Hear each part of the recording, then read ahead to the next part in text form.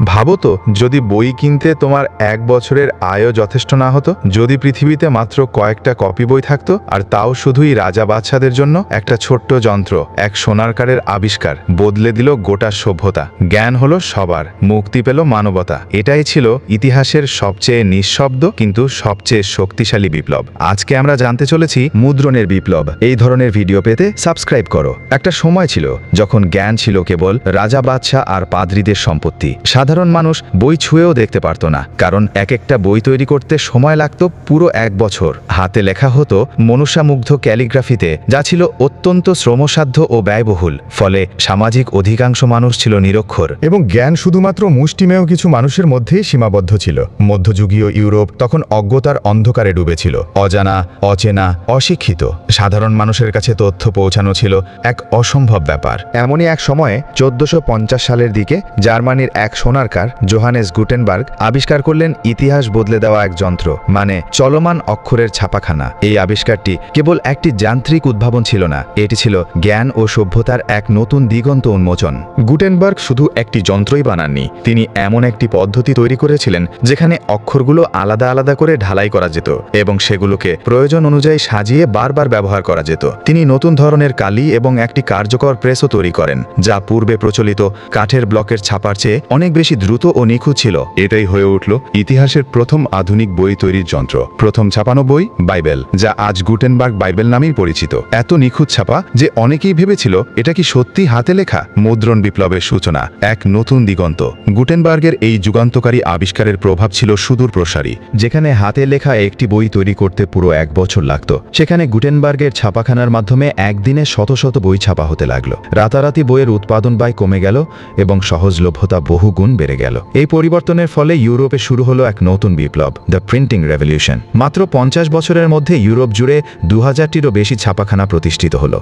এই সময়ের মধ্যে প্রায় 20 মিলিয়নেরও বেশি বই ছাপা হয়েছিল, যা আগে কখনো কল্পনাও করা যেত না। শুধু ধর্মীয় গ্রন্থই নয়, গণিত, বিজ্ঞান, দর্শন, ইতিহাস, আইন, সাহিত্য সবকিছুরই বই ছাপা হতে লাগলো। এর ফলে শিক্ষা এবং জ্ঞানের প্রসার সাধারণ মানুষের মধ্যেও ছড়িয়ে পড়ল। মানুষ নিজের ভাষায় বই পড়তে শুরু করলো, যা স্থানীয় ভাষার বিকাশেও সহায়তা করল। মুদ্রণ বিপ্লব শুধু বইয়ের উৎপাদনই বাড়ায়নি, এটি সমাজের প্রতিটি স্তরে গভীর প্রভাব ফেলেছিল। শিক্ষার প্রসার, বই সহজলভ্য হওয়ায় সাধারণ মানুষের মধ্যে শিক্ষার হার দ্রুত বাড়তে থাকে। স্কুল এবং বিশ্ববিদ্যালয়গুলোতে নতুন জ্ঞানের প্রসারে এটি গুরুত্বপূর্ণ ভূমিকা রাখে। 1517 সালে মার্টিন লুথার তার 95 থিসিস প্রকাশ করেন। তখন ছাপাখানার মাধ্যমেই তা দ্রুত সমগ্র ইউরোপে ছড়িয়ে পড়ে। এটি প্রোটেস্ট্যান্ট সংস্কার আন্দোলনে একটি মূল চালিকা শক্তি হিসাবে কাজ করে এবং ধর্মীয় মতবাদে নতুন বিতর্কের জন্ম দেয়। ইতালীয় রেনেসাঁ ছিল শিল্প, সাহিত্য, বিজ্ঞান ও দর্শনের পুনর্জাগরণের সময়। ছাপাখানার কারণে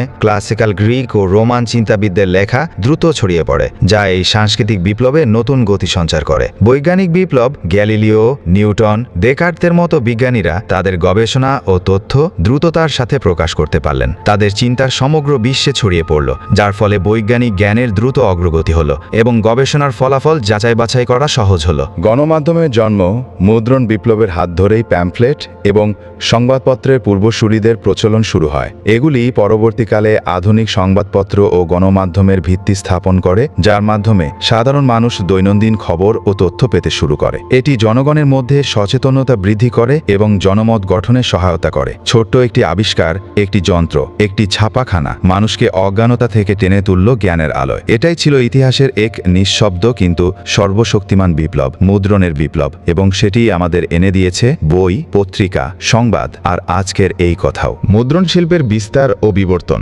আধুনিকতার পথে। গুটেনবার্গের মৃত্যুর পরেও তার আবিষ্কারের ধারা থেমে থাকেনি। 1476 সালে উইলিয়াম ক্যাক্সটন ইংল্যান্ডে প্রথম ছাপাখানা নিয়ে গেলেন। এরপর এই প্রযুক্তি দ্রুত ছড়িয়ে পড়ল ফ্রান্স, স্পেন, ইতালি এবং শেষ পর্যন্ত ভারত উপমহাদেশ সহ বিশ্বের অন্যান্য অঞ্চলেও। বই ছাপানোর কাজ শুরু হলো বহু ভাষায়, বহু বিষয়ে। শুধুমাত্র ধর্মীয় গ্রন্থ ছাপানো থেকে শুরু করে সাহিত্য, বিজ্ঞান, ইতিহাস, কল্পকাহিনী, ভ্রমণ কাহিনী, চিকিৎসাবিদ্যা সব ধরনের বইয়ের চাহিদা বাড়তে থাকে। রাখে। এই বিস্তারের সাথে সাথে নতুন এক পেশাজীবী শ্রেণী জন্ম নিল, প্রকাশক, প্রুফ রিডার, বাঁধাইকারী এবং মুদ্রণ প্রযুক্তিবিদ। মুদ্রণ একটি শিল্প ও ব্যবসা হিসেবে বিকশিত হতে থাকে। বই হয়ে উঠল কেবল আরামের বস্তু নয়, বরং অত্যাবশ্যকীয় প্রয়োজন। এটি হয়ে উঠল সামাজিক ও রাজনৈতিক বিদ্রোহের হাতিয়ার। প্যাম্ফলেট, রাজনৈতিক ঘোষণা, সংবাদ বুলেটিন সবই ছাপা হতে লাগলো ছাপাখানায়। সাধারণ মানুষ এই মুদ্রিত উপকরণের মাধ্যমে নিজেদের মতামত প্রকাশ করতে পারল এবং সরকার ও কর্তৃপক্ষের বিরুদ্ধে